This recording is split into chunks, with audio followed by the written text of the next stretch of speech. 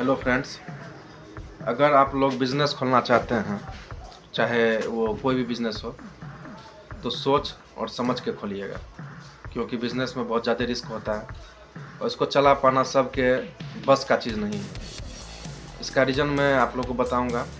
कोई भी बिज़नेस खोलने में बहुत ज़्यादा रिस्क है और ये बिज़नेस उन्हीं लोगों को खोलना चाहिए जो थोड़ा सा घर से सुखी संपन्न हो। अब जैसे मान के चलिए, मैं अपने बारे में बता रहा हूँ आपको। मेरे गार्जियन जो मेरे फादर थे वो गवर्नमेंट जॉब में थे, तो जब वो रिटायर किए तो उन्होंने मुझे 5 लाख रुपया दिया। तो मैंने सोचा कुछ बिज़नेस किया जाए, तो मैंने कपड़ों का बिज़नेस शुरू किया।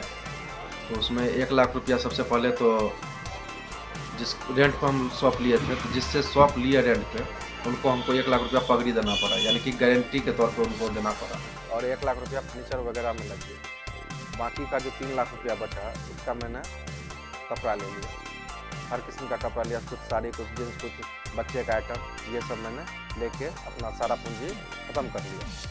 बहुत लोगों से मैंने सुना है कि अगर बिज़नेस आप लोग खोल रहे हैं तो बिज़नेस 3 पूंजी मांगता है।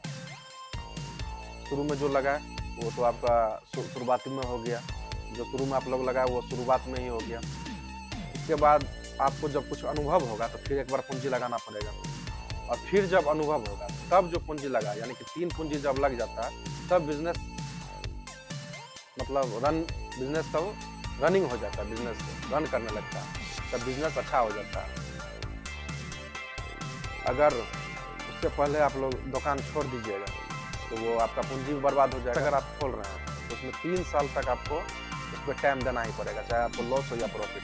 तो ये सब अगर आप कर सकते हैं, तो ही आप बिजनेस खोलिए, वरना बिजनेस करने के बारे में मत सोचिए। कुछ और काम कर लीजिए, किसी के अंडर में कर लीजिए, बहुत सारा काम है।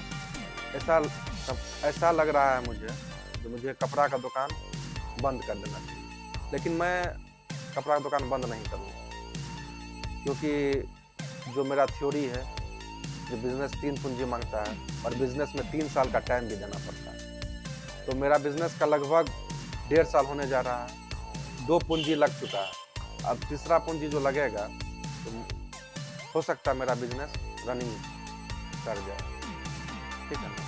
तो बहुत सारा, जैसे 100 दुकान अगर खुलता है तो उसमें 98 दुकान बंद हो जाता है। रीज़न यही है, ताकि ना ही किसी के पास उतना पूंजी रहता है जो उसको वो संभाल सके। जैसे मैं अपना ही बात बता दूं, तो मेरे गार्जियन मुझे जब 5 लाख रुपया दिया तो मेरे पास अभी कुछ नहीं बचा हुआ, सारा बिजनेस में मैंने लगा दिया, सब जितना भी पैसा था मैंने बिजनेस में ही लगा दिया। और अब मैं सोच रहा हूँ कि कुछ लोन लेके एक बार और लगाऊँ, क्योंकि मैंने 2 बार बिजनेस में पूंजी लगा दिया, ठीक है ना। और अगर आप सोच ही रहे हैं कि कोई बिज़नेस हम खोल लेंगे ही, जैसे मान के चलिए कपड़ा का शॉप खोले, तो कोई एक आइटम पर फोकस कीजिए।